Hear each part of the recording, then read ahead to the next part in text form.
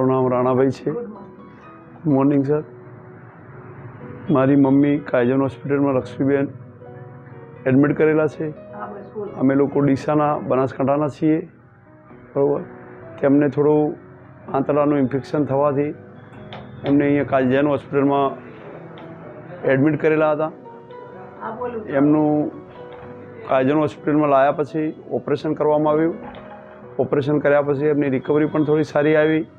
એમને હાલ સારી કન્ડિશનમાં છે. અમને કાયજન હોસ્પિટલમાં સ્ટાફનો, સાહેબનો, બધાનો સારો એવો હેલ્પ મળ્યો છે. અને બીજું હું એટલું જ કહેવા માગું છું કે કોઈ પણ દર્દી હજી પણ કાયજન હોસ્પિટલમાં આવે તો ત્યાં અહીંયા સારવાર પણ સારી મળે છે અને એમની રિકવરી પણ સારી આવે છે.